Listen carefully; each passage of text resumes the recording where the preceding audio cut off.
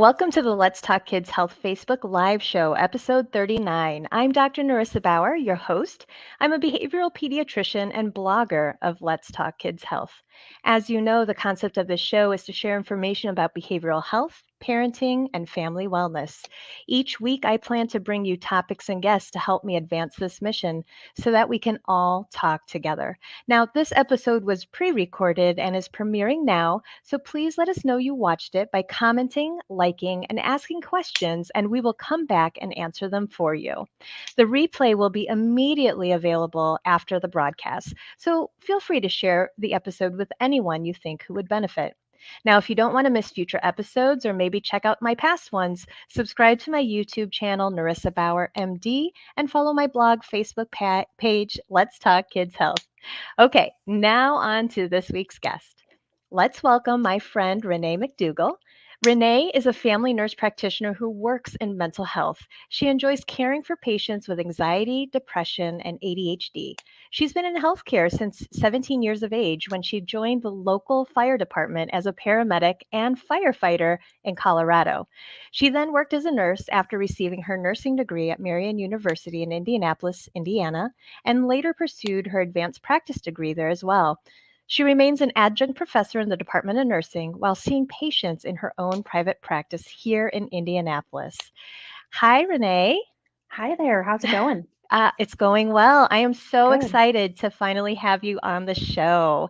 Thank you Thanks so for much for joining. asking me. Yeah, and Sorry. and I am so excited to talk to you tonight. I know that your big thing is all about empowering your patients and your clients. And I did say that you enjoy seeing patients with mental health conditions, but you do treat patients across the age spectrum as well. Yes. So I see kids, I see adolescents, and then I see adults. Uh-huh. Great. Well, I thought, since you are my first nurse practitioner guest, I thought it might be helpful just to define what a nurse practitioner is, just so that everyone watching or listening to this has a better sense of everybody who's on the workforce for behavioral health. Sure, that'd be great. So to become a nurse practitioner, you first have to be a nurse. Hmm. You have to have your BSN, and then you can go for your master's and your doctorate. So I have a doctorate in nursing. So sometimes I go by Dr. McDougal, sometimes I go by Renee, sometimes I go by Hey You. It's whatever anybody's comfortable with. So nurse practitioners are really, really awesome because we love education and we love explaining things to patients. Because at the core of everything, we're a nurse, and that's what you are trained to do as a nurse is educate and empower and advocate for your patients. So there are multiple different types of nurse practitioners. There's family nurse practitioner. There is women's health nurse practitioner. You can go to midwifery school, which is different than being a nurse practitioner, but you had to have been a nurse first. And the list just kind of goes on and on of things that you can do. And with a family nurse practitioner degree, you can work almost anywhere. There are some limitations and things that we have to follow, but it's a great degree. I love it. I don't think I would change my career path. Well, the best thing is actually loving what you do. And, Yeah. I think especially in the field of mental health, nurse practitioners are so important because so much education is Hmm. required Hmm. to really help, the patient understand what's going on because it can be really scary. Absolutely. Yeah. So, tell me a little bit about, when we were chatting about you coming onto the show, and I was asking, what do you think you might want to talk about? The first thing that came to your mind was about empowerment. Tell me why you think that Absolutely. that's so important, especially for adolescents, but just in general with your patients. Sure. So adolescents are this unique age group. So they're straddling the world of being a kid and they're straddling the world of almost being an adult. And they are free thinking, they're thinking for themselves, they have opinions, they have an idea of what they want. And if you let's say that I have a patient who has depression and mom wants them on meds, they're in therapy, they're doing all the right things, and they come to me and they're really hesitant about starting the medication, which is very normal. It's great to be able to educate them on why they need to take a medication. I go into the neurotransmitters with them and how they are affected by different medications. And then we talk about the pros, the cons, the benefits, the risks of every single medication. And by doing that education with them, patients feel empowered because it's their choice at that point. I will never sit back and say, I'm the prescriber, you have to take a medication. It's, hey, we're going to work this together. We're going to figure out what is going to work best for you and what you are comfortable with, especially with the teenage patients. hmm Yeah, and I guess if you can explain, because in the field of pediatrics, typically when children hit the age of 12, pediatricians are to start, prior to that visit, telling the families what to expect, a split visit, where the Mm-hmm. the Yep. the adolescent has time alone Yep. with the physician. Yep. Um, Now, my question to you is, in your practice, how do you navigate that? I mean, when you're trying to educate the Mhm. adolescents, are they in the same room with their parent, or do you do that together? It really depends. If I have a patient who's more shy and they want mom and or dad there, I say this is completely up to you. I always tell the patient that anything that you and I say stays between you and I. I'm not going to run and tell mom and dad your thoughts, your feelings, with the caveat if you are wanting to hurt yourself, hurt someone else, or we're having medication changes so mom and dad know what to look for. Those are the three things that I make sure they understand. And then I leave it up to the patient. Do you want to talk about this just you and I? Do you want dad here, mom here, both, one or the other? So I really kind of leave it up to them. Most of the time, they want to see me one on one, which is completely fine. So what I will do is I will talk about why they're there, what to expect, realistically what to expect with medications. I think there's kind of this misnomer that once you go on an antidepressant, everything's supposed to be wonderful all of the time. And I set expectations that nobody is perfect, nobody feels great 100% of the time. We're looking for progress, not perfection, because nobody can be perfect. hmm And then we just talk. And then I will say, what would you like me to say to your parents? And most of the time it's, can you not, talk about this, but can you talk about that? Most of it is they want their parents to know what their diagnoses are and what medications and what to expect from the medications, including side effects, all of that. hmm I mean, I especially with certain things like taking medication, do you find that parents push back a little bit if they're not involved initially?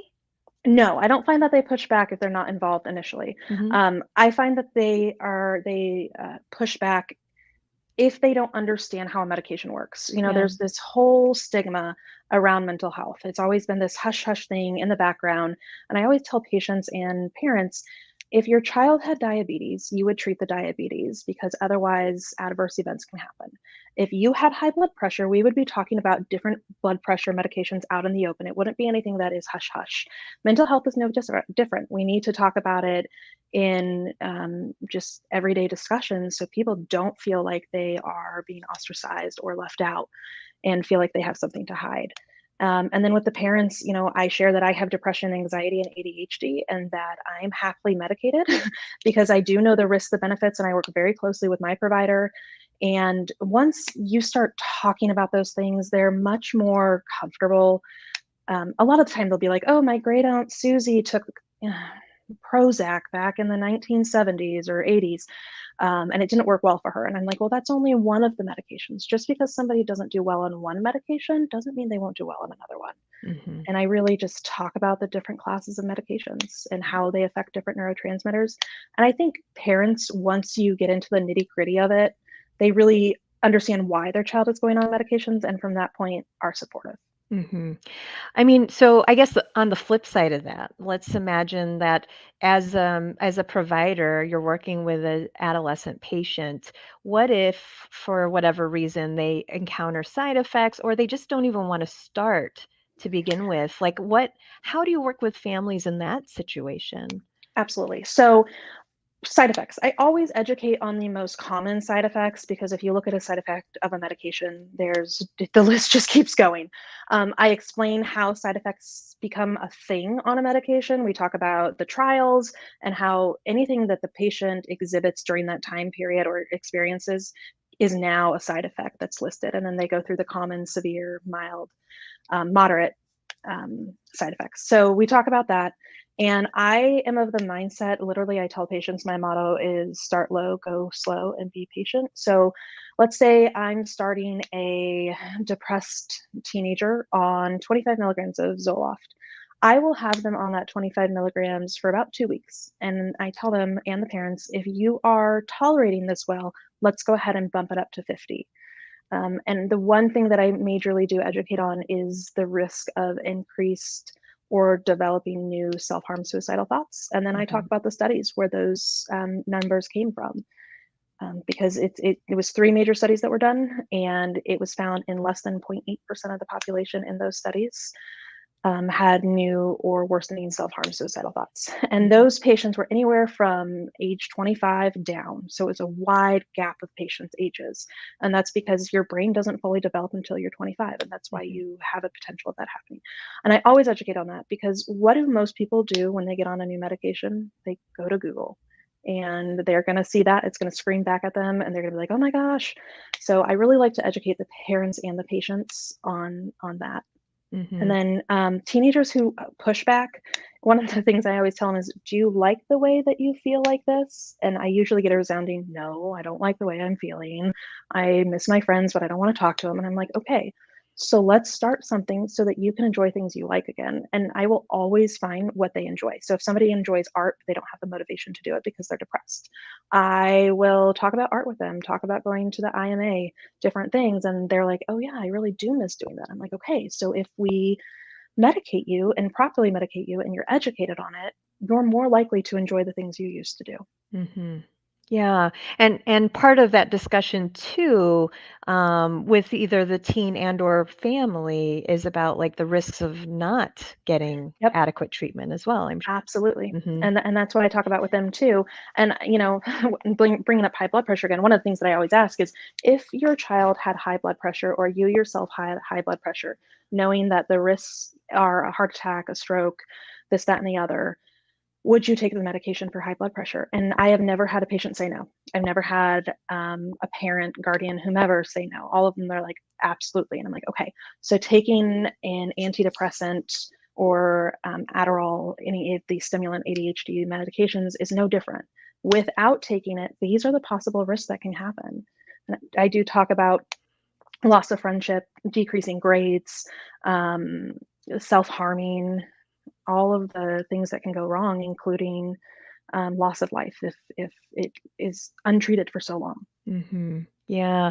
I mean, I there is such a huge need for this education, and, I love that, that's always the lens with which Always. see patients with.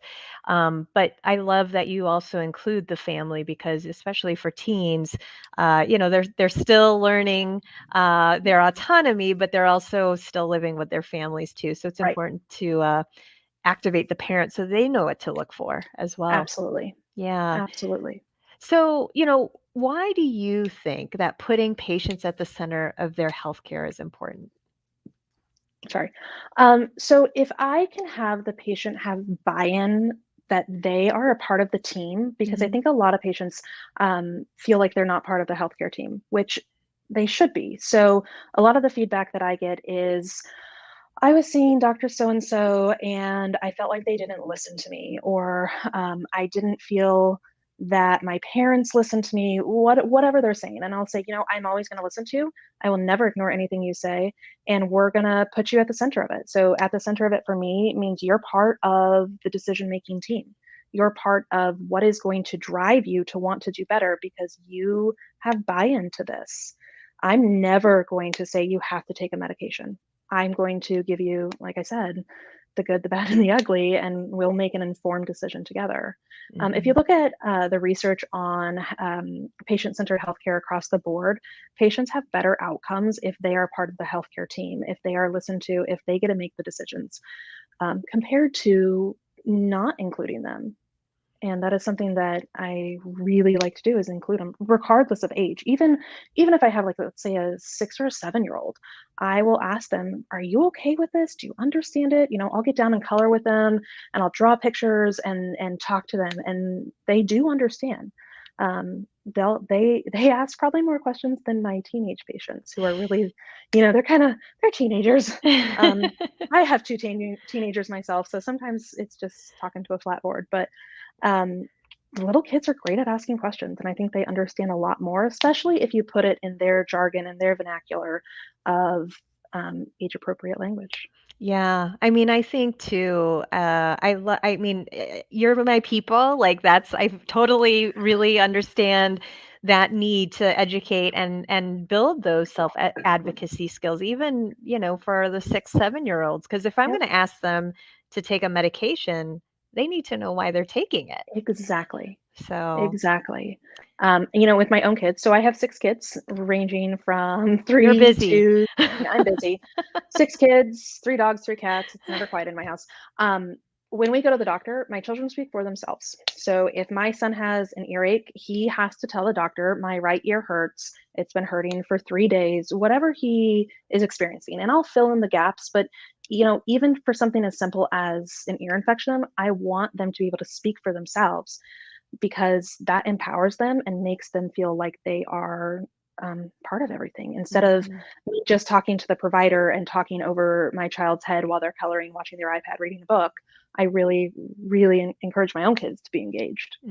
Yeah, that's great. And what would you say to a parent who's listening and thinking, well, that's great, but what about my kid who's super shy or super anxious? Like, what tips do you have for those families? So, super shy and super anxious are really common, especially the first time they come to see me. They're not sure what to expect. I think most people think that they're going to a provider and it's going to be the typical room where there is, the bench for the patients to sit on, and I've got a computer and one of the swirly chairs. And then they come into my office and I can see them look around and they're like, I can see their body just go, oh, okay, this may not be as bad. And then I just start talking to them and I just say, I understand you're shy. I understand you're anxious, but I'm not here to judge you. I'm not going to judge you. If you need a break because we're talking too much, I'm talking too fast, anything, let me know. And I just kind of do anything that they need to be Hmm. comfortable. I keep stuffed animals in my room that they can take home with them after the appointment. And so a lot of them will grab onto that and kind of hold them. And they seem to talk more when they have a stuffed animal or even a fidget or something that Hmm. they can focus on compared to just having to talk to me. But they Yeah, open up.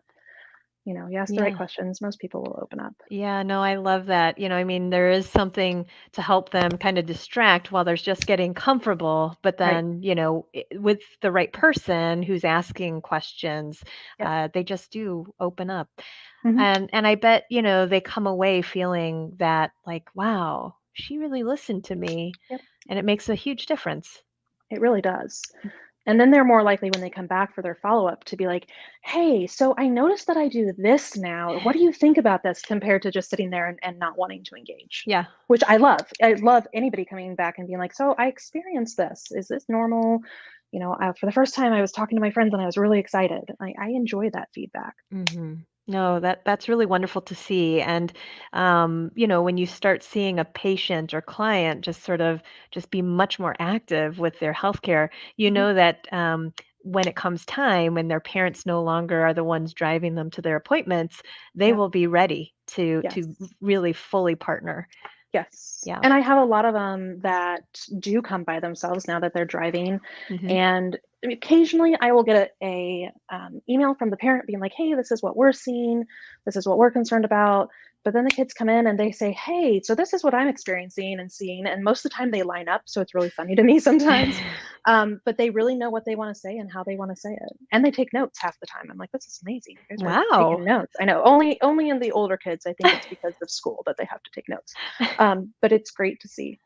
That really is great to see. I mean, that's the thing that we want as parents is to make sure that our kids can advocate for Right. themselves, know Yep. what they need, what they Yep. want, because when It's it's time to very launch, you important. want them to be able Yeah. to do it on their Yep. own.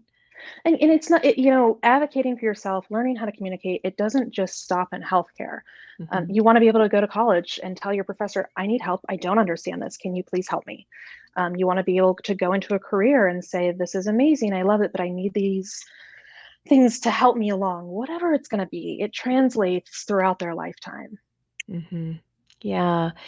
I So, mean, I guess my last question around this is, have do you have like any success stories that you want to share? oh, success stories. I have a lot of success stories.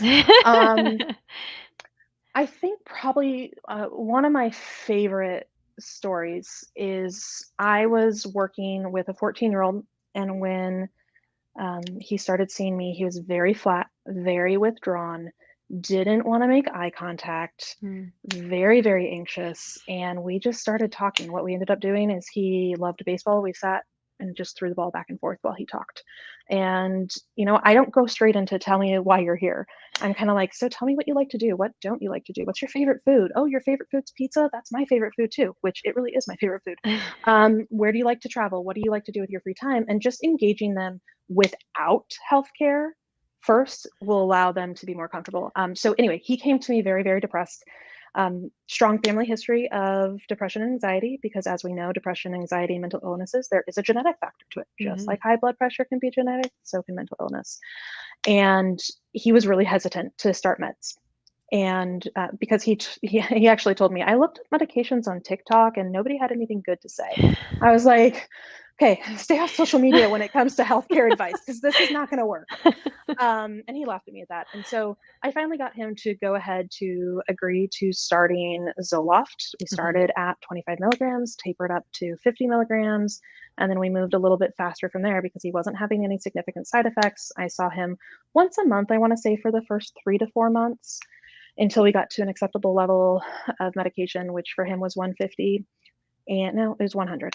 And he was a completely different person. I Mm. mean, he was out engaging with people. He was having fun with his friends. He was coming down to dinner and hanging out with his family, making fun of his younger siblings, helping his parents. And I will never forget the day that he looked at me and he said, "Thank you." And I said, "For Oh. what?" He said, "Thank you for helping and making me better." I said, "Buddy, that's my job." And even if it wasn't my job, I'd find somebody to help you feel better. Oh. So, and I see now him once every couple months and he's still doing great. He's now 16 and getting his driver's Wow. license. Yep. Wow, Yep. that's lovely. I mean, I love that story. And, I mean, I think, as parent, I have, two kids as well, but, Mhm. as parents, it's always hard when we see our child struggling. Absolutely. And to have stories like this where they're open to seeking help Mhm. and then being an active partner can really make a huge difference. Yep. So, And yeah. I enjoy it. I love when people ask me questions about why are we picking this. When I start an SNRI, which is serotonin and norepinephrine reuptake inhibitor, I always get a baseline blood pressure and pulse. And I've Hmm. had, people be like, "Why are you doing them?" Because long term, it might increase your blood pressure, and if it does, I want to know so we kind of know when it started. Hmm. Same for height and weight. You're going to grow over time, hopefully, and we want to make sure that we're adjusting meds accordingly by height and weight if we need to. And Hmm. and they appreciate that. Yeah. I feel like if you can explain the why behind you doing something, kids and adolescents are more likely to be like, "Oh yeah, that makes a lot of sense." It's kind of like in math where they make you write your reasoning of how you got to the solution. A lot of kids don't understand why they are having to do that, and interestingly, a lot of teachers don't actually explain it. They just say, "Oh, you have to. It's part of the test." Show your work. Yeah. Show your work. But Hmm. if you say, "Hey, this makes it so you can catch mistakes and you can have a complete understanding," kids just want to know why. You Hmm. know, the average kid, I think, asks what, like to 26 questions a day or something like that. It's a lot. Yeah. Yeah. I mean, and there you hear it. It's as simple as just if you want buy-in, you always want to make sure you couple your explanation with the why, Yep, right? absolutely. I mean, Yeah. and as adults, we want to know why, right? Hmm. We want to know, why are we taking this med, or why should I brush my teeth, or whatever we're being asked to do. We like to know the why too. Yeah. Yeah. So is that your secret for parenting 6 children? Um, Possibly, yes. We also talk a lot about feelings in our house, and Yes. we have a lot of check-ins, and so I sometimes I think my kids are almost a little bit too prepared. And sometimes I go back to being a kid, but I'm like, no, this means I'm doing my job, or Yeah. that my husband and I are doing our jobs. So, Yeah, no, that's but that's wonderful. yeah, I think this is such a great reminder that, especially as kids, especially in this field of mental health, it's really important to engage children, no matter what age, but then also not forgetting to give them the why, hmm partner with them. It's never too early to do that. right, Um, and that's what we want for them. We want them to be right, able to talk about and be okay with talking about their mental health, yep, taking out the stigma about it because absolutely, they need to know when they need help. right. And if they don't know what's going on, then they're less likely to seek help. Yeah. So, Yeah. Well, thank you so much for sharing, what you anytime. do and your approach, your philosophy. Like I said, I've always enjoyed working with you, Renee. So, Likewise, it's been a blast. but thank you again. And You're let me most just welcome. let folks know that next week's special guest is Dr. Robert Saul, who will be talking about parenting and citizenship. As you know, he was the author of the September book club. So he will be back to talk about that topic in general. And again, just make sure that if you have any suggestions for future topics or guests, please feel free to reach out to me at Dr. Narissa at letstalkkidshealth.org. Drop me a comment or message me on any social media platform. And remember, consider subscribing to my YouTube channel, Narissa Bauer MD, to be alerted anytime that I go live. Thanks again. It was such a pleasure talking with you, Renee. And Likewise. until next week. Okay, awesome.